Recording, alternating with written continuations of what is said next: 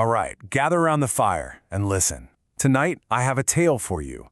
It comes from the ruins of a forgotten philosophy, a story about a profound transformation. It's a parable of two masks and of the perilous journey from shadow into light. Our story starts in a place they called the Sovereign Absurd. Think of it as the wreckage of a world built on hollow values. And here, the biggest threat isn't some beast. No, it's a feeling, this inner emptiness, this breath of the void that just chills you to the bone and threatens to snuff out the very candle of who you are. And the central struggle in our story? It's a kind of spiritual paralysis, what the parable calls a sickness of the will. You know that feeling of being frozen, just completely unable to grow or change? That's it. And this sickness, it wears a mask, the mask of the shadow jester. Now this first mask, it's not for fun, not at all. It's a heavy shield forged from pure fear and wielded with cruel mockery, with biting sarcasm. Its entire purpose is something called static control, basically to freeze the spirit right where it is, to stop the terrifying natural flow of life, just to protect a very, very fragile sense of self. So, to really understand the price of wearing this mask, we have four parables, four cautionary tales, you could say, about those who held on way too tight to this defense, and the steep price they paid for refusing to grow. First up, let's talk about the Weaver.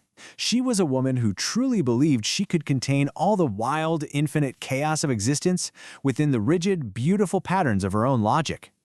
She essentially built a golden cage of reason to trap her own spirit. Why? Because she was terrified of confronting the messy, even repulsive parts of herself that are absolutely necessary for real growth.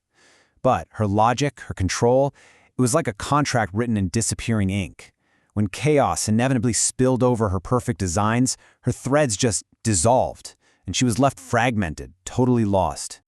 Next, we meet a monarch. He sits on a throne made of bone. His weapon wasn't a sword, but mockery. His crown was pure sarcasm. And both were just there to hide a deep, hollow fear. You see, he used humor as a weapon to wound others so he could avoid the painful process of his own evolution, what the story calls the logic of the crucible. By refusing to go through that fire, that suffering for the sake of growth, his power became a joke. His entire spirit crumbled into nothing more than dust, the punchline to some grand cosmic jest. Our third story is about a librarian, a figure known only as the ugliest man. And to escape judgment, to escape ever being truly seen for what he was, he committed the ultimate act of static control. He murdered God. Now, not out of malice, but to escape what he felt was a constant, pitying gaze, a divine witness who saw every single one of his flaws.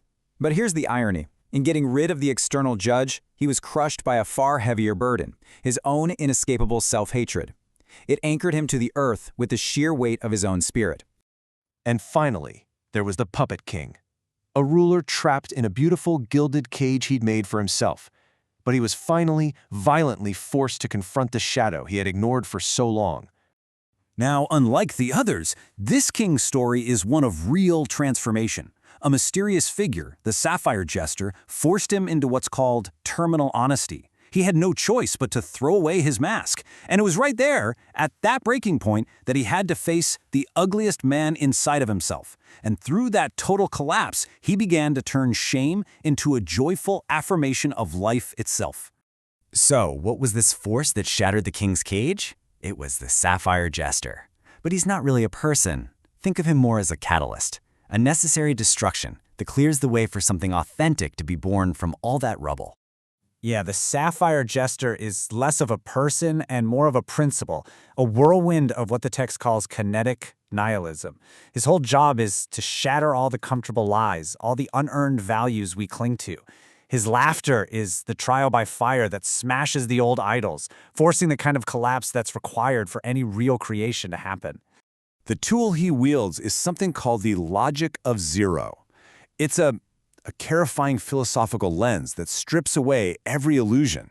It reveals that every achievement, every carefully laid plan, it all eventually equals nothing in the grand ledger of the cosmos.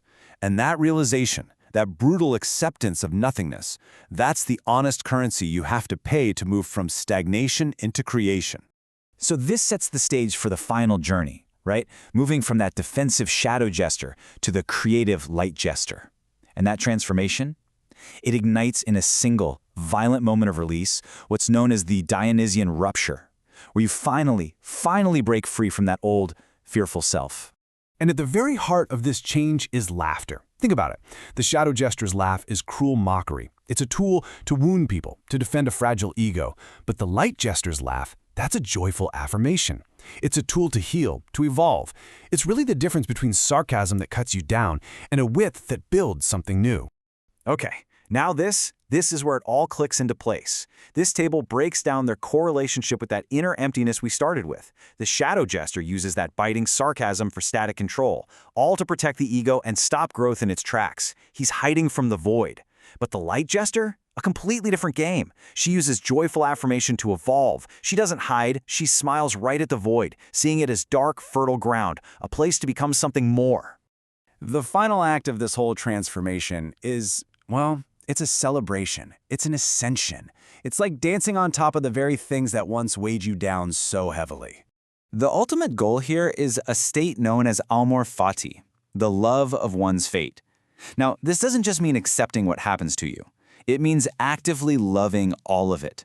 Loving the collapse, loving the destruction, even the pain, because you finally recognize it as the necessary fertile ground for your own spirit to grow. So this reveals the path, doesn't it? A journey in 3 steps. First, you have to shatter your illusions with the logic of zero. Then, you perform a grave dance on the wreckage of your old self, turning its dead weight into lightness. And finally, you transform that defensive mockery into a powerful, joyful yes to all of existence. And this final achievement has a name: the gay science. It's not about nihilism or despair, not at all. It's about reaching this state of profound, joyful affirmation, where you can look directly into the void, smile, and see it not as an enemy, but as the single greatest agent of your own growth. And that, of course, brings the parable right back to us. It leaves us with a question that just echoes long after the story is over. Once the masks are off and the comfortable lies are shattered and all that defensive laughter finally dies down, what new, authentic meaning will you choose to forge from your own rubble?